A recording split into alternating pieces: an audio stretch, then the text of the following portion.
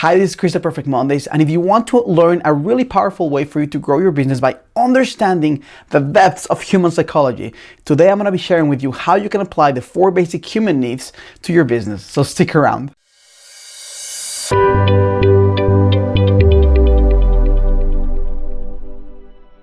Hi, this is Chris at Perfect Mondays, the place for women entrepreneurs who want to scale their business without drama and without overwhelm. And if you're a woman entrepreneur and you want to grow your business and you want to work smarter instead of harder, if you want to have more purpose, if you want to have more balance, and if you want to stop trading your time for money, this is a place for you. And today I'm going to be sharing with you a really powerful way for you to start growing your business by understanding human needs and how you can apply this to your business. And before we start, please subscribe to my channel. I would love for you to get these videos as soon as they come out. So why are we talking about human needs? Well, human needs is something that Tony Robbins talks a lot. First of all, Maslow talked about the hierarchy of human needs, and then Tony Robbins talked about 6 human needs. It's something I've been learning since I was in my early 20s when I used to work with Tony. And what exactly are human needs? Well, we have 4 basic human needs. These are the basic human needs, and we have 2 needs that are like the needs of the soul. What are they? So the 4 basic human needs are needs that every single person has regardless of where you're born. And let's start with the first one. The first one is certainty. And certainty means that there are specific needs in your life that you need to have met for you to feel comfortable.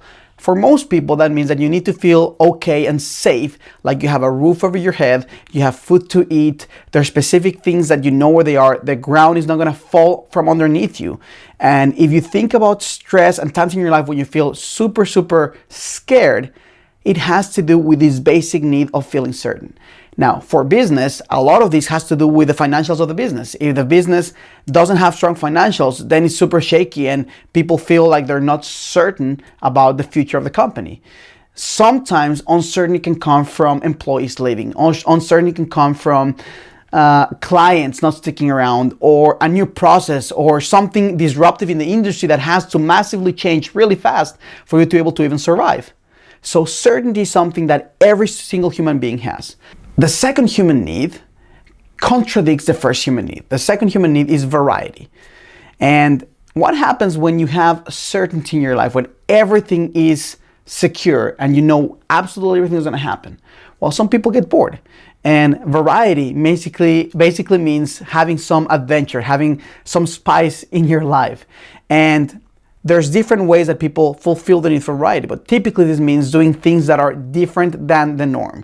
It means doing things that are a little more outrageous, that are more interesting, if you will, and this helps you have a more balanced life. So these opposing forces, certainty, which means having the sense of security in your life, and then a sense of variety, a sense of things that are changing consistently so you don't get super bored, are the first couple of human needs that you need to understand.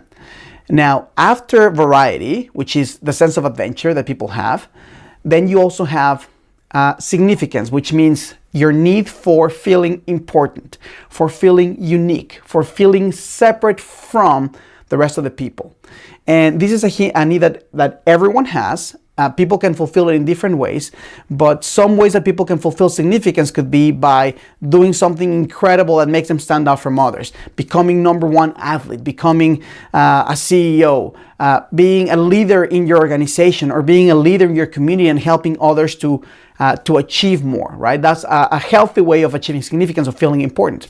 What are some other ways that people do it? Well, some people sometimes, for example, could have a really crazy tattoo on their face to feel different. Some people may have a really fancy car because it's unique and different, and most people won't be able to have that. So there's different varying ways for you to fulfill your need for significance, for feeling important. And then the 4th human need, which is the 4th basic human need, also is in the opposite direction of the first of number 3, and that is connection and love. So connection and love, instead of feeling like one important, unique, individual, like separate from, connection and love means that you want to belong, you want to feel needed, you want to feel grounded in a way by your tribe. Now, there's different ways of connecting with people. Love takes a lot more discipline. Love is a lot harder for people to do. So most people settle mainly for connection. And there's many ways to connect. There's ways to connect how, for example, people will go to a football game and they'll wear the same type of jersey. That's a form of connection. And if you have people in your life that you care about, there's specific rituals that you may do around them to make that make you feel part of that community. Gangs, for example, is a form of connection. It's a family. They stand for each other. They protect each other. It's not a healthy way of connecting, but sometimes it's a survival mechanism, and people can connect in different ways. So something to understand, there's two things to understand from human needs. Everyone has the 4 basic human needs, which are certainty, variety, significance, and love and connection. There's 2 human needs that can only be fulfilled when the first basic 4 are fulfilled at a high level. What does this mean? It means that when you're fulfilling your human needs at a high level, it means that you're doing something that is a healthy way that benefits you and benefits others. When you're doing something that benefits only you, and it's a selfish way of addressing your human need, then it becomes toxic. So you can have an unhealthy way of certainty. For example, you could become someone who's tyrannical, someone who is super jealous and wants to control everything and is a micromanager. That's an unhealthy way of establishing certainty, of knowing that things are going to happen. You can establish a really healthy way of getting certainty, which means, well, you create an amazing business that generates a lot of money and creates employment for other people, and then you're creating your own certainty, your financial certainty, right? That's a lot harder to do. So it's super simple for people to stay in the low level of certainty. The same thing for variety. There's so many ways to create variety. You can go deep into your field and become an expert and learn everything you can do and help others in a meaningful way and have a really exciting way to create whatever it is that your magic is in life. And there's unhealthy ways to fulfill your variety. People can do drugs to escape, and that's a really cheap way of variety. People can have unhealthy relationships that are fighting all the time. Sometimes people would rather have a shitty relationship than no relationship at all, and they create their own soap operas in their life, their own drama, just to have the variety. I don't know if you've ever had a relationship where everything's super boring and then you create a fight just for kicks, because that's probably more exciting than the crappy relationship or the null relationship that you have with this person. So variety can be done in a low level or it can be in a high level. The same thing for significance and the same thing for love and connection. Now, if you fulfill your levels, your needs at a low level, you cannot experience the last 2 human needs, which are the needs of the soul, which are growth and contribution. Growth and contribution only happen when you're fulfilling your human needs at a high level. The other thing you need to understand about human needs is that when you attach 3 or more human needs to something or someone, that could be a relationship, that could be an action, 3 or more of those human needs, whether it's in a high level or low level, it becomes an addiction. And an addiction really is something that you need to be able to function properly. It's something that without it, you start going a little crazy. So let's take an example. Violence is something that is often misunderstood, because there's always going to be violence as long as people need to fulfill their human needs in a low way. Because violence gives people certainty. They know they can control the situation. It gives them a sense of security that they can take something from someone, for example, even if it's just their pride. It gives them significance because it makes them feel important, even if it's just for a moment. It makes them feel like they are important at that person's, when they're performing the violence, they're doing something like that, they have to catch people's attention, so they're significant. It's a form of connection, even if it's fighting. Fighting is a form of connection. It's a low form of connection, but it's a form of connection nonetheless. And it gives them variety because it's different every time. It's like, your own UFC personal shit show, if you will. So when you have something like that, if you are establishing an action or a relationship that has 3 or more of those human needs, then it becomes an addiction. And sometimes it's really hard to break free from these addictions. So now that we understand the first 4 human needs, which is really the ones I'm going to talk about, growth and contribution are amazing. And right now I'm talking about the first 4 in terms of your ability to grow your business by understanding human psychology and how to operate with people. The first way that you can grow your business by understanding human needs is by listening to the language that people use that tell you exactly what they need, not just what they want, but what they need. I'll give you an example. I had a client who had to negotiate with a couple of people from a bank. Before you enter a negotiation, it's really important for you to understand who you're dealing with, what are their belief systems, what do they already think about you, and what are the biggest obstacles you're going to have to overcome. In this case, out of all the human needs, if you think about people who work in the finance industry, which one do you think of those 4 human needs, certainty, variety, significance, and love and connection, do you think that this party is going to be most interested in as they relate to you? I can probably guess it's not going to be variety. They're not going to want to have a super wild relationship with you. It's not going to be love and connection, most likely. Significance potentially to a certain extent, but specifically when it comes to finance and when it comes to people who work in a traditional field, certainty is going to be a really important one. And why is this? Because they typically don't have a high tolerance for risk. And when people don't have a high tolerance for risk, that means that they need to control their universe, their immediate world, so they can actually operate. So when I was talking to this client before she went to the meeting, I asked her, number one, what is your outcome? What do you really want to accomplish? And once we understood that, then it was really important for her to understand what is the most effective way for you to understand the world that these people are coming from, so you can take down the obstacles that they already have to transact with you before they even have to ask you to answer those questions. So what we did was understanding that they come from a really traditional background. What are the potential things that they're going to have a problem about? How can we solve them ahead of time? And then she went in and addressed those head on. And when you're able to do that, then you're able to direct the conversation, and you're able to create trust and confidence and security, which is what they really needed. And that was a really successful negotiation, by the way, from this client. Now, significance can come into play sometimes when you're talking to people. And sometimes, how many times have you heard someone who says, hey, why are you telling me this? I have 20 years experience in this field, or I've been doing this for 5 years and nobody has told me that, etc., right? Which of the 4 human needs do you think is at play when someone is trying to defend their position as to why they're so good at what they do? It's probably not going to be variety. They probably don't want to have this amazing adventure at that moment in time. Certainty, potentially, that could be it. Connection and love, maybe, if they feel like they're displaced, but it could be someone that you don't know. So it doesn't necessarily have to be someone that you have to care about, that they feel disconnected from.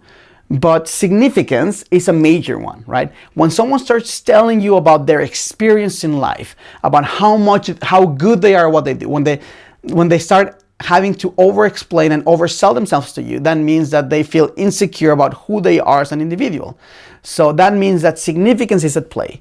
If you want to transact with this human being, you're going to have to find a way to help them feel significant, to help them feel important, whether it is by listening, by addressing their fears, by communicating to them why you think they're important or why you think they're good at what they do. And once you're able to unlock that key, take the key and just unlock it, then they'll be able to finally calm down and listen to you. And this is something that happens so often.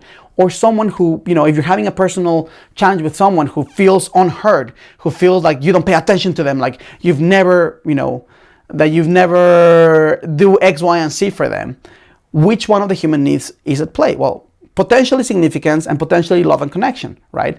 So people have different rules for how they operate.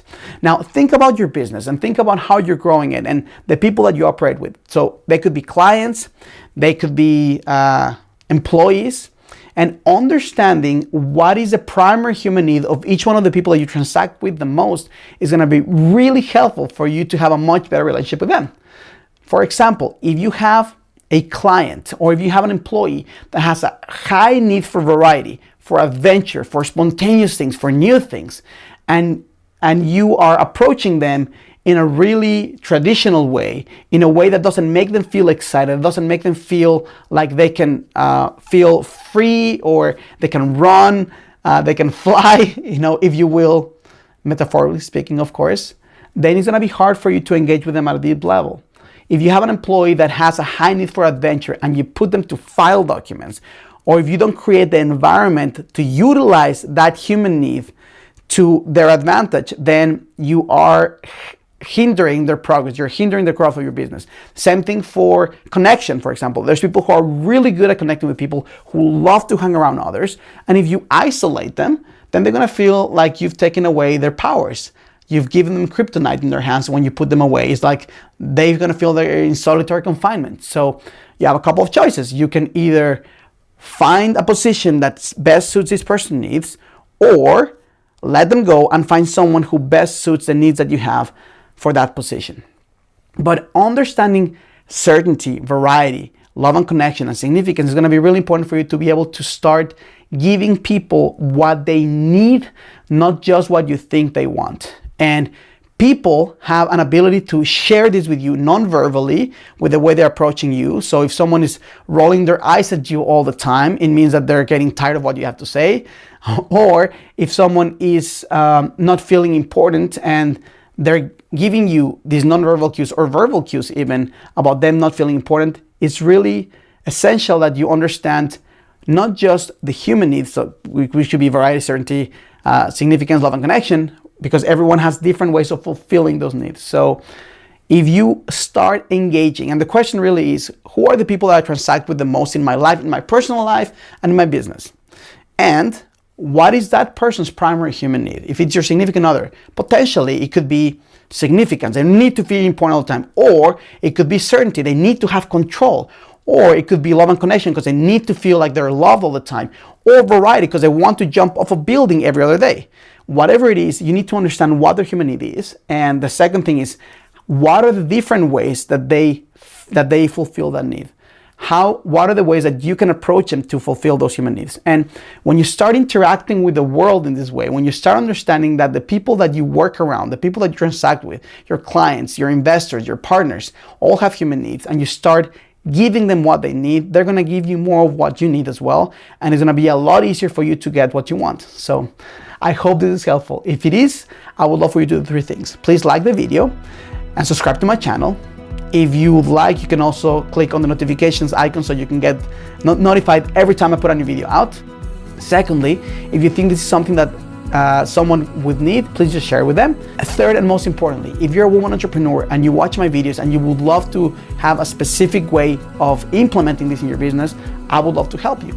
There's going to be a link underneath the description of this video, and you can click on that, and then you might explore if we might be a good fit to work together. I would love to help you the way that I've supported hundreds of entrepreneurs from all around the world to grow their business and scale by doing more of what they love, by finding more balance, finding more purpose, and by feeling great about what they do. So underneath the first description is going to be a second link that shows some case studies, recent case studies of women that I've been able to help, so you can see firsthand what is their trajectory and what they've been able to do with the work that we've been doing together. I hope that you have a wonderful rest of your day. Thank you so much for watching, and I send you all my love from Austin.